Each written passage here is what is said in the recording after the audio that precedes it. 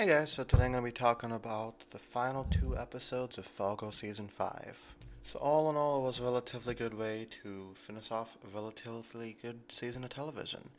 I really like the Lorraine's little redemption here as he gets the president to send the FBI to save Dot from John Hamm, which is kind of ironic because John Hamm's character loves Donald Trump. So I don't know. The allegory there was a little lost on me. Steve's eyes are gouged out by Monk, and his dad's like, "I don't want to play with you anymore." So Steve kind of turns his back on him and helps Dorothy. Wit dies in the most predictable way ever. I knew as soon as he followed him, he was gonna die. Still pretty sad because I like this character though. I feel like unlike other Fargo um, protagonists, well, not the police officer character, he wasn't exactly as fleshed out as say Molly or Lou or Gloria, Marge, but while not being as fleshed out as them, he was still pretty likable. But I did see his death coming a mile away. Still surprised. I'm still surprised John Hamm's character was able to withstand a gunshot, relatively close range to the stomach, like that. And he's like bleeding all over the place, but I guess that's no big deal. He's okay enough to chase Wit into that little tunnel and kill him. So I don't know how that was able to. I don't know how he did that. Some I guess he's superhuman. He has that alpha blood in him. And the whole action scene was finished with in the first half of the episode, and I realized, wait a minute, we still got a half an hour left. Which brings us to the whole wrapping things up. Lorraine pays a bunch of prisoners to you know have John Hamm's character drop the soap in prison.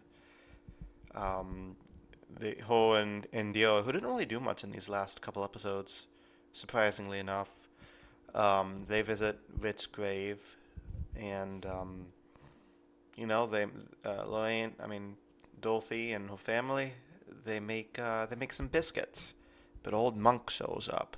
And this whole season, he's had this thing about how a debt needs to be repaid.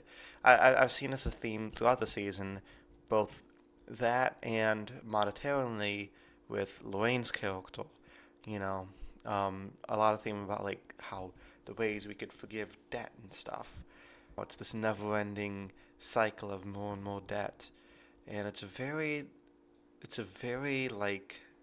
tense scene, and he's explaining his origins of being 500 years old and coming to America and the AIDS of the carrier pigeon. It's a very interesting story, kind of this kind of creepy man. But then we have Wayne just acting like Dougie Jones, and he's like, and a tiger has been released, and he's like, oh, we saw tigers at the zoo. Wayne's a funny man, you know.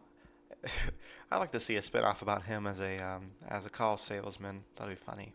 It's created this very hilarious scene, which ended in a very poignant point where Dot's like, maybe maybe you could just forgive the debt. We could be friends. Have a biscuit. And he has a biscuit, and he realizes, you know what? He doesn't have to hold on to all these rules and all these 500-year-old laws and stuff about morality. Just let it go. Eat a biscuit. And I think he realizes that, you can forgive people. Just let go of it. It's not worth the stress.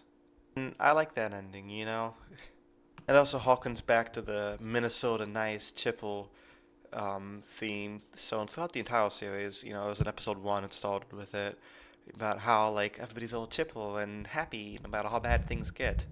And that kind of shows what the Lion family is. When 500-year-old Monk comes to kill her, they kill him with kindness, which shows that Minnesota Nice isn't just like it isn't all fake. People could be nice. So yeah, very philosophical ending to a season. I kind of liked how it wasn't like big action scene and then that's it.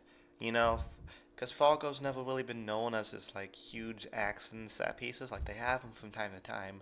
But that's not why we tune into Fargo. We tune in for the philosophy of it all. So I think it was a pretty good way to end the series. Um, Season 5, huge improvement over Season 4. Still not my favorite season, though. If I had to rank them at this moment, I'd say 1 and 2 are tied, and then the movie, and then 3, which I think is pretty underrated, and then 5 is like really close. Maybe five's tied with 3, and then way at the bottom will be 4. So that's my current Fargo rating. So yeah, let me know what you guys thought of these last couple episodes, season 5 itself, and Fargo as a whole. What's your rating for the Fargo seasons in the movie? Season 6 happens, anthology shows like Fargo, it's always up in the air whether or not they're going to make a season 6. If it does happen, I'll be tuning in, I'll be making videos on it. But if it doesn't, I'm very satisfied with how season 5 ended, and it really was like a redemption for the show itself. Thank you guys so much for watching, and until next time, peace.